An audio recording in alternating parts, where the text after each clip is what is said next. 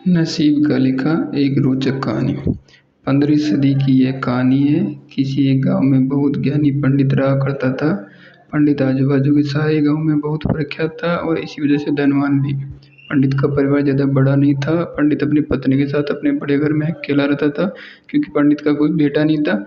एक बेटी थी जिसका पास के गाँव वाले एक श्रीमंत लड़के से विवाह हो चुका था। पंडित ने शादी से पहले अपने होने वाले दामाद की अच्छे से जांच पड़ताल की थी और अपनी बेटी का भविष्य भी ठीक से पढ़ा था। तब जाकर उसने अपने बेटी की शादी की थी। लेकिन चंद सालों में ही पंडित का दामाद बुरी आदतों के चंगुल में फंस गया। जुआ और शराब की बुरी लत ने उन्हें सड़क पर लाकर रख दिया। अपने बेटी की ऐसी दुर्दशा देखकर पंडित की पत्नी काफी दुखी होती थी और अक्सर पंडित को कहा करती थी कि तुम जाकर उसकी मदद कर जाओ। पंडित हमेशा अपनी बीवी को यह कहकर उनकी मदद करने के लिए मना कर देता था कि अभी कुछ समय तक उनका बुरा वक्त चलना है। हम चाहे कितनी भी कोशिश कर ले, जो उनके नसीब में नहीं है वह उन्हें नहीं मिल पाएगा। पंडित की ऐसी बातों से उसकी पत्नी काफी दुखी हो जाया करती थी और मन ही मन सोचा करती थी कि ऐसा स्वार्थी पिता है, अपनी बेटी को इतने कष्टों में देखकर भी उसकी मदद करने के लिए मना करता है। आखिर भगवान ने जो इतना सारा धन धान्य दिया उसका क्या करेंगे? हमें कोई और औलाद भी तो नहीं है, ले देकर यही बेटी है, उसके लिए भी कुछ नहीं करेंगे तो किसके लिए करेंगे? पंडित ऐसा नहीं सोचता था। ऐसा नहीं है कि पंडित अपनी पुत्री से प्रेम नहीं करता था, लेकिन उसने अपनी पुत्री की कुंडली इतने अच्छे से पढ़ी थी और वह ये पहले से ही जानता था कि चाहे कितनी भी लड़की से शादी कर लो, लेकिन उसके जीवन में यह समय आने वाला ही था और बिना इसे भुगते उसको छुटकारा नहीं मिलने वाला था। एक दिन खाने पीने के लिए भी मोहताज हो चुके पंडित के बेटी और दामाद उसके घर आए। पंडित और उसकी बीवी ने दोनों को खूब आदर सत्कार किया और खूब अच्छा खाना खिलाया। बेटी और दामाद की पंडित से सहायता मांगने की हिम्मत न हुई, इसलिए वह बिना बोले ही वापस अपने घर को लौटने लगे। लेकिन माँ तो माँ होती है। पंडिताइन से रहा नहीं गया और बिना पंडित की इजाज़त के उसने चोरी छुपे बूंदी के लड्डू बनाकर उसमें सोने के सिक्के रख दिए और बेटी दामाद को दे दिए, ताकि बेटी और दामाद की कुछ आर्थिक सहायता हो सके। पंडिताइन यह भी जान गई थी कि बेटी और दामाद शर्म के मारे उनसे मदद नहीं मांग रहे थे, इसलिए उसने बेटी और दामाद को भी लड्डू में छुपे सिक्कों के बारे में कुछ नहीं बताया। जाहिर सी बात है, जब वो लोग घर पर जाकर लड्डू खाएंगे तो उसमें सोने के सिक्के मिल जाएंगे।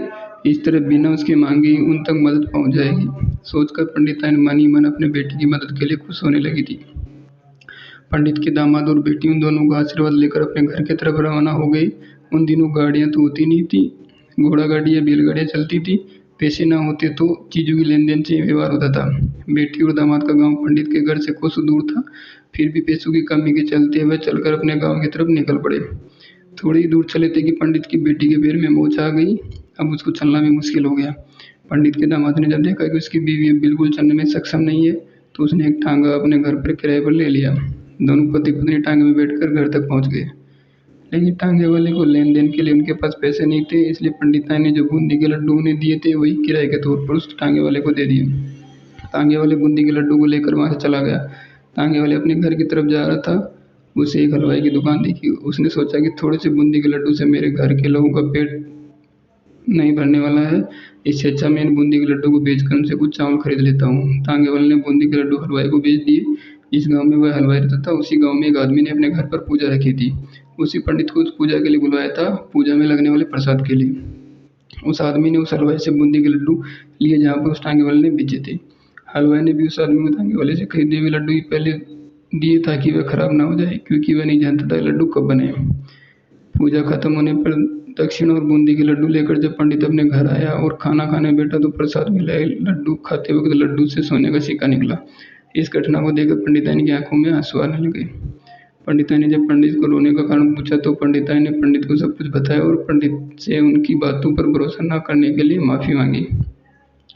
पंडित ने पंडिताइन के आंसू पोंछे और कहा कि तुम्हारी तरह मैं भी हमारे बेटे को बहुत प्रेम करता हूँ, लेकिन अगर हम उसकी अब मदद करते हैं तो दामाद हमेशा ऐसे ही मदद की अपेक्षा रखेगा और अपनी बुरी आदतों को कभी नहीं छोड़ेगा। पंडिताइन भी अब पंडित की बातों से सहमत हो गई। 2-3 महीने बीत गए। पंडित के दामाद और बेटी फिर से एक बार उसके घर आए। इस बार उनकी स्थिति पहले से बेहतर थी, क्योंकि पिछली बार खाली आ जाने के बाद दामाद ने नया काम शुरू किया था और अपनी सारी बुरी आदतें भी छोड़ दी थी। दोस्तों, नसीब का लिखा नहीं बदलता है। ये कहानी आपको कैसी लगी? क्या आप भी नसीब पर भरोसा रखते हैं या फिर उन लोगों में से हैं जो अपना नसीब खुद अपने हाथों से लिखना चाहते हैं? अगर ये कहानी आपको अच्छी लगी हो तो चैनल को सब्सक्राइब करें, वीडियो पे कमेंट करें और लाइक करें।